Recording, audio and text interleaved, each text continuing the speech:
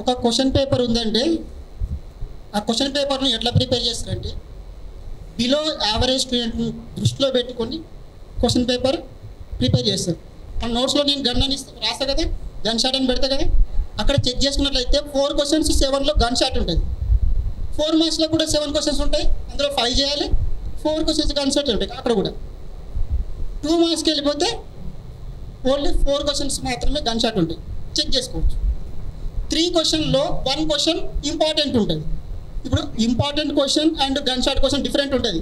Gun shot అంటే many time repeat అయి ఉంటుంది, ఓన్లీ ఇంపార్టెంట్ అంటే అప్పుడప్పుడు వస్తుంటుంది. ఇంకా 2 క్వశ్చన్స్ ఉంటాయి కదా, అక్కడ ఎప్పుడోసారి అడుగుతుంటాడు, అవునా కదా. 4 క్వశ్చన్ చేస్తే 4 7 జా 28 మార్క్స్, 4 మార్క్స్వి 4 4 జా 16 మార్క్స్, 28 16 44. 4 మార్క్స్ 2 మార్క్స్ 4 ఉంటాయి, 4 2 జా 8, మొత్తం టోటల్ ఎన్ని ఉంటాయి 52 మార్క్స్. మీరు గన్ షాట్ నేర్చుకున్న 52 మార్క్స్ తెచ్చుకోవచ్చు, అవునా కదా. ఇప్పుడు టాపర్ అయి ఉంటే 7 మార్క్స్లో 5 క్వశ్చన్ చేయాలి, మీరు 7కి 7 చేస్తారు.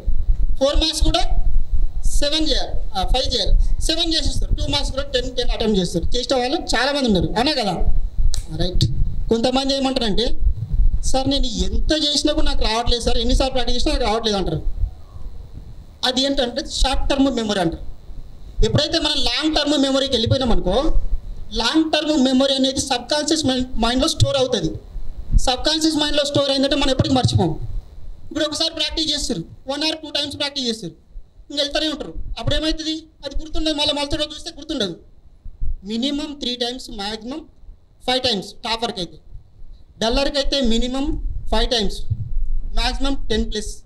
అలా చేస్తేనే మెనీ టైమ్స్ ప్రాక్టీస్ చేయంగా సబ్ కాన్షియస్ మైండ్లో స్టోర్ అవుతుంది. సబ్ కాన్షియస్ మైండ్లో స్టోర్ అయిందంటే ఎప్పటికీ మర్చిపోం.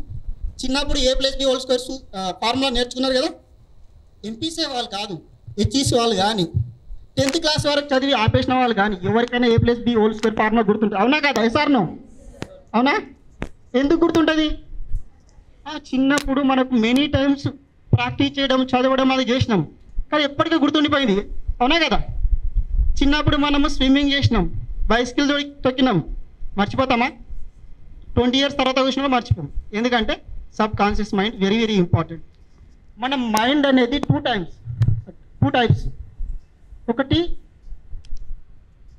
2 టైప్స్ థింకింగ్ చేస్తుంది. ఒకటి ఎమోషనల్ థింకింగ్, రెండోది నార్మల్ థింకింగ్. ఎప్పుడైతే మన ఎమోషనల్గా మైండ్ సెట్తో మనం ప్రిపేర్ అయినామో అప్పుడు మనకు గుర్తుండిపోతుంది. మనం ఏం చేస్తాం, కొందరు ఏమంటారు అంటే సార్ నేను 2 టైమ్స్ చూసి రాసిన, 1 టైం చూడకుండా రాసిన, నేర్చేసుకున్నా సార్ అంటారు. అది కరెక్ట్ కాదు. నీవు 10 టైమ్స్ అయినా సరే చూసి రాసిన వేస్టే. ప్రతి క్వశ్చన్ను అనలైజ్ చేసి each and every point me faculty దగ్గర కానీ మీ ఫ్రెండ్స్ దగ్గర కానీ చెప్పించుకొని ఆ తర్వాత ప్రాక్టీస్ చేయండి. చూడకుండా ఖచ్చితంగా గుర్తుండిపోతుంది, అవునా కదా. కానీ ఎన్నిసార్లు అయినా చూసి చేయడం అనేది కరెక్ట్ కాదు. అది ఇప్పుడు మ్యాథ్స్ అంటే ఖచ్చితంగా మనకు అర్థం కావాలి. అర్థమైనంత వరకు ఫ్యాకల్టీ ఏమైనా కూడా అడిగి చెప్పించుకోవాలి. ఎవరన్నా మీ ఫ్రెండ్స్ మంచిగా చదివేటోళ్ళు ఉంటే వాళ్ళతో అడిగి చెప్పించుకోవాలి. ఇలా ఖచ్చితంగా చేస్తే ఖచ్చితంగా 100% రిజల్ట్ వస్తుంది, ఓకేనా. భయం అనేది ఎప్పుడు ఉంటుంది, భయం ఎవరికి ఉంటుంది, ఏం చదివిన వాళ్ళకి భయం ఉండదు, ఎక్కువ మొత్తం చదివిన వాళ్ళకి భయం ఉండదు. సగం చదువుతారు చూడు, వాళ్ళకి భయం ఉంటుంది, అవునా కదా. ఏదైనా సగం చదవకండి, 100% చదవండి, భయం అనేది ఉండదు. ఏది ఏమైనా సరే మీ ఫ్యాకల్టీ, మీకు ఎక్స్పీరియన్స్ ఫ్యాకల్టీ ఉన్నారు, ఓకేనా. వాళ్ళని అడిగి మరీ ఎమ్మడబడి అడిగి చెప్పించుకోండి. ఇక్కడ మన ఫ్యాకల్టీ మిమ్మల్ని ఎమ్మడబడి అడిగి మరి ఇది వచ్చా లేదా అని అడిగి చెప్తారు, అవునా కదా, ఓకేనా.